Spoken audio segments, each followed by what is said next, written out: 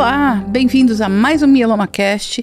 E hoje o papo é com um convidado super especial, um querido da casa, que é um super comunicador. Dr. Breno Moreno Guzmão, muito obrigada por estar presente mais uma vez aqui. Olá, Cris, olá a todos. Obrigado pelo convite, mais uma vez aqui com vocês, para a gente bater um papo, esclarecer dúvidas, falar um pouco, né, sobre o mieloma múltiplo em si. Hoje a gente vai focar um pouquinho nos pacientes jovens. Isso mesmo. Será que realmente tem mais pacientes jovens sendo diagnosticados? E esses pacientes são diagnosticados no check-up de rotina ou com sintomas? É sobre isso que a gente vai conversar agora. Então, bora lá, doutor Breno. O que está acontecendo? Por que a gente está vendo tanto jovem hoje? Jovem que a gente fala, pessoa com 30, 40 na casa, sendo diagnosticado. Está tendo alguma mudança? Você tem notado alguma coisa? Nos congressos lá fora, tem se falado alguma coisa disso? Então, nos últimos anos houveram assim, esse boom de... Será que o comportamento da doença mudou e está aparecendo em jovens? Não, sempre apareceu, né? E como diz na minha terra, aqui e acolá, aparece em um muito jovem e causa um pouco de comoção. Sim. Isso é verdade. Mas, dado que foi avaliado isso daí, então foi objeto de análise, de estudo e revisão, e viu-se que não, se comporta ainda do jeito que a literatura mostra em pacientes mais idosos, a partir da sexta década da vida, porém, temos bastantes casos em idades mais precoces. O que acontece de fato é que hoje em dia o acesso ao diagnóstico ele é muito mais amplo. Então, a gente tem mais diagnóstico em geral também de mieloma múltiplo em todas as idades. Então, o que às vezes poderia ficar ofuscado, hoje em dia a gente consegue diagnosticar muito. E o paciente jovem, normalmente, que você mencionou, ele chega com um mieloma porque descobriu no check-up de rotina ou porque tinha sintomas? Geralmente os sintomas. Um jovem jamais pensa em mieloma, né? Nem o médico normalmente vai pensar em um mieloma num paciente jovem. Então, vem pela sintomatologia, geralmente vem porque está com a fratura ou que tem uma dor óssea e que não se justifica. Se faz um exame e então se vê essas lesões líticas ou um plasmocitoma, etc.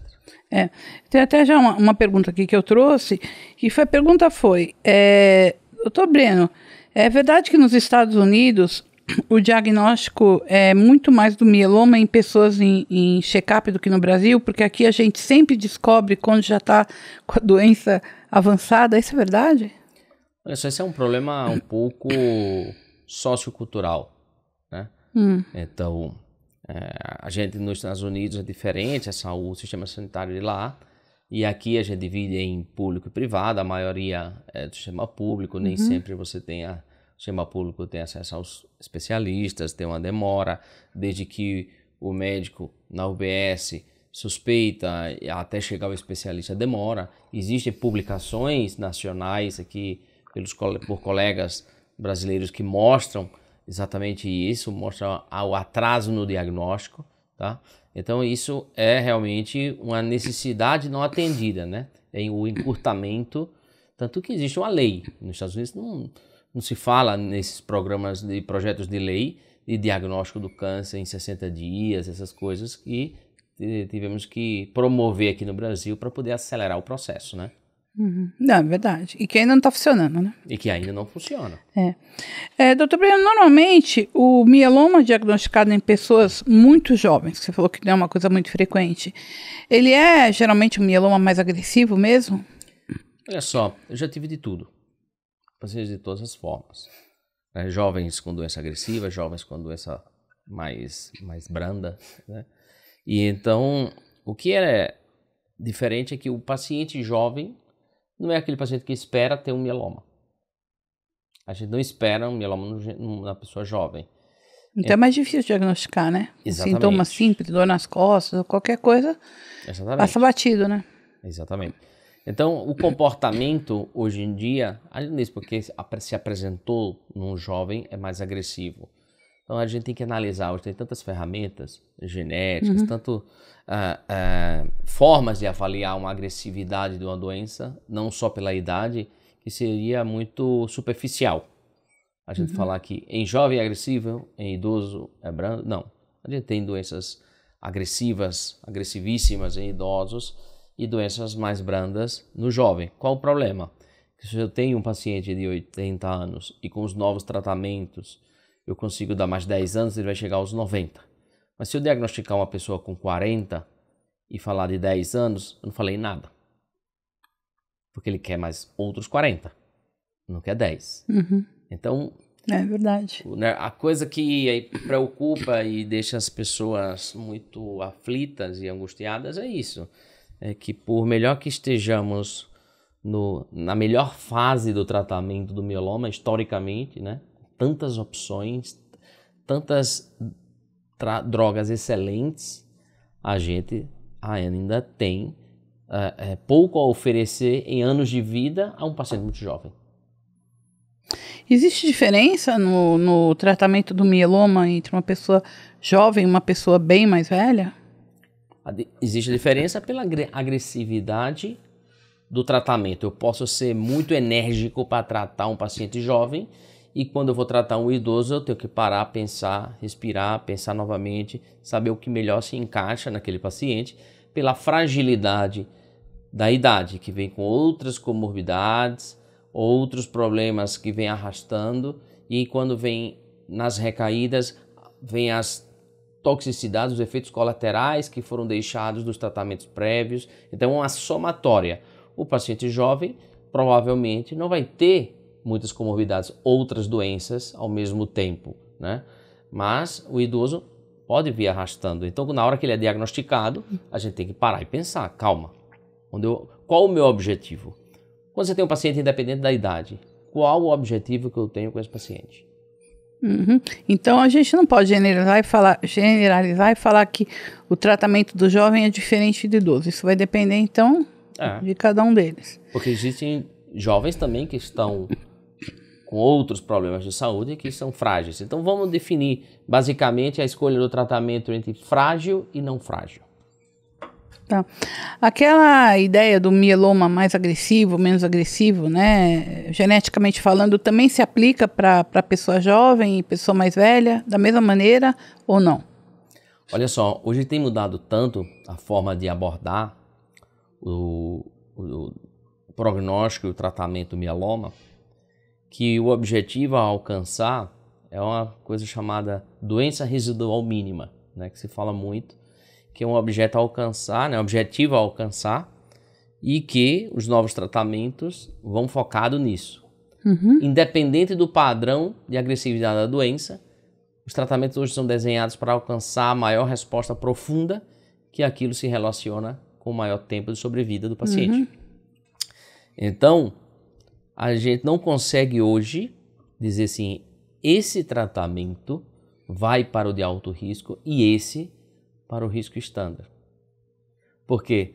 Porque a melhor opção terapêutica naquele momento, como eu falei previamente, que eu tenho que ver o que é que eu posso dar para o meu paciente, mas naquele momento, se eu der um excelente tratamento, os pacientes que têm uma doença branda vão de vento em popa. E os pacientes que têm uma doença agressiva irão menos que o vento em popa, mas irão bem por um tempo. Então, você tem que dar ao seu paciente o melhor que você tiver naquela circunstância.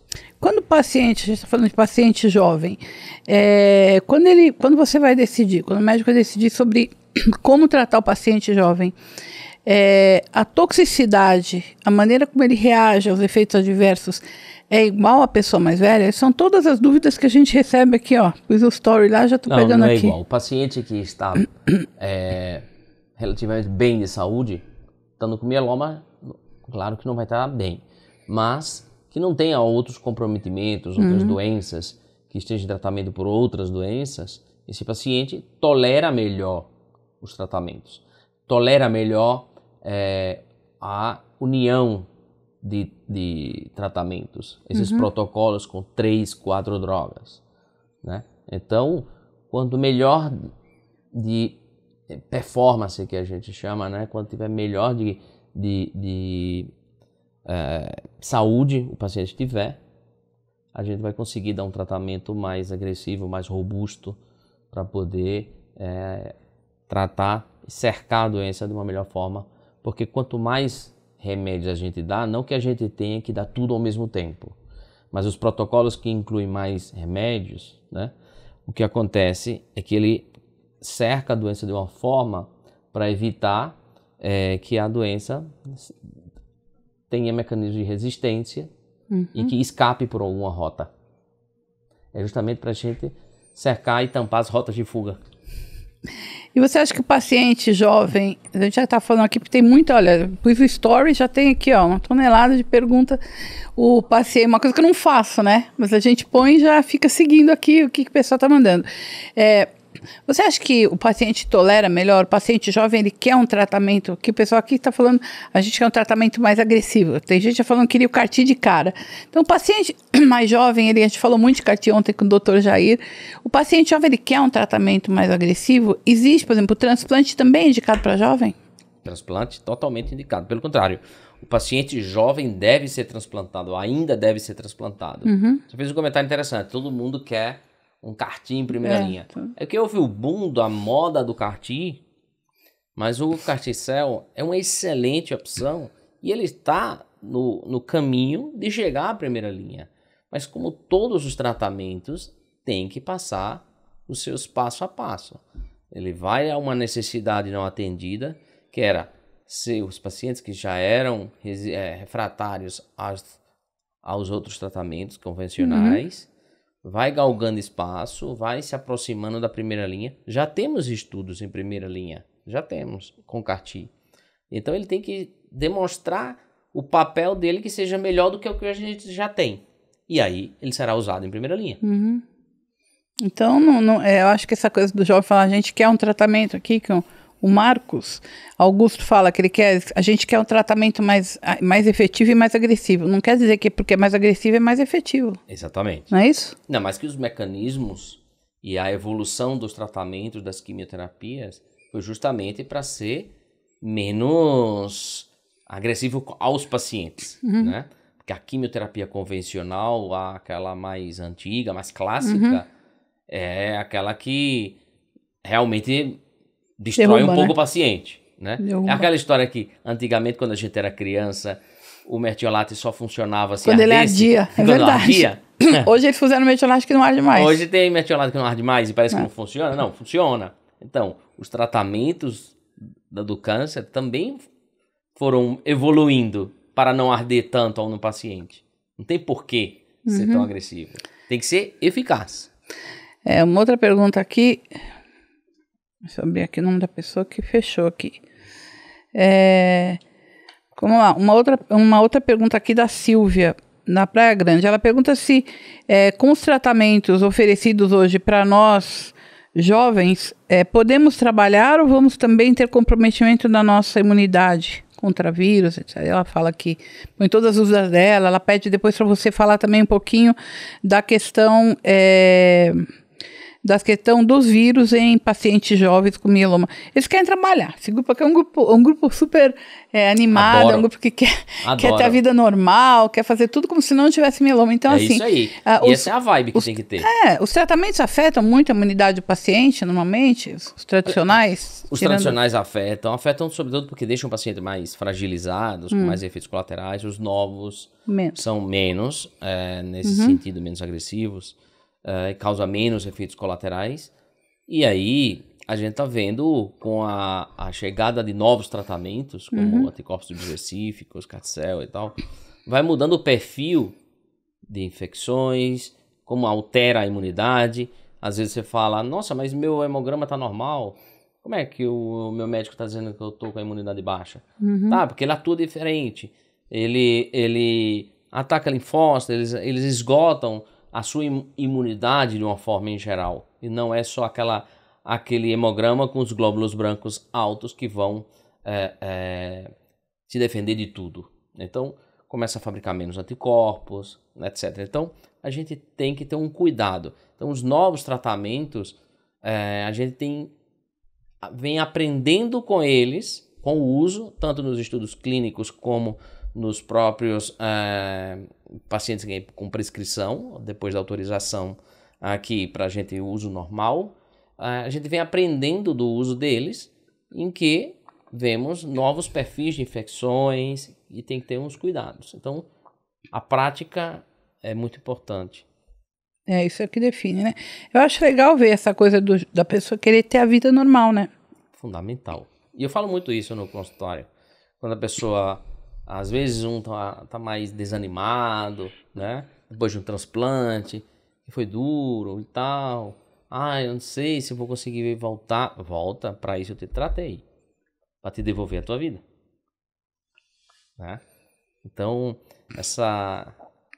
ter pessoas nos grupos de apoio que estão com essa mentalidade, né, de voltar a fazer suas atividades, tanto atividades físicas como atividades de trabalho, voltar à sua rotina, isso aí é fundamental e é contagiante e deve contagiar os outros. Uma pergunta mais aqui em relação aos jovens é as fraturas. Então, a gente tem aqui o caso de uma pessoa que teve fratura, foi afastada do trabalho, né? Agora já fez o transplante, está em manutenção com Revlimid, fala, eu vou poder voltar a trabalhar normal, a fratura já cicatrizou, vai ficar cicatrizada, eu posso voltar a dirigir, a ter minha vida normal? Não. Depois que se trata uma fratura, o normal é que você possa ter uma vida normal. Ele não fez nada, pelo que ele fala que ele fez o transplante e está em manutenção com Lena. O que eu não sei é qual o trabalho, né, que ele realiza. Se vai forçar aquela região ou não, vai depender um pouco disso. Mas com o tratamento e com o osso estabilizado, fez algum tipo de tratamento e tal, geralmente as pessoas, se estão confortáveis, voltam a trabalhar. Pode voltar a dirigir, voltar a fazer uma atividade, caminhar, fazer uma atividade física sem peso, né? Exatamente. E qual é hoje, está quase aqui no final da nossa gravação, qual é o conselho que você dá para os jovens que estão enfrentando o mieloma? Olha só, eu vou voltar ao começo da nossa conversa. Por muito que a gente tenha melhorado e a gente fala com você, jovem, que temos melhorado muito o resultado, esses resultados que temos melhorado se refletem já há uma década. Nós estamos numa era completamente nova, tá? Com mais alternativas, com melhores resultados, com alternativas mais eficazes. E com certeza, quando eu falei de 10 anos, para você eu já tenho que falar de 15, 20. E isso é contínuo, é dinâmico, porque está aparecendo novas opções, novos tratamentos, novas moléculas. E no futuro, eu acho que a gente vai poder falar de cura. Com certeza, né? Muito bom. Obrigada, Dr. Breno. Se você tiver mais alguma dúvida, mande pra gente. O Dr. Breno volta pra gente gravar mais um episódio sobre o mieloma em jovens. Obrigada, Dr. Breno. Obrigado. Obrigada a você que ficou com a gente.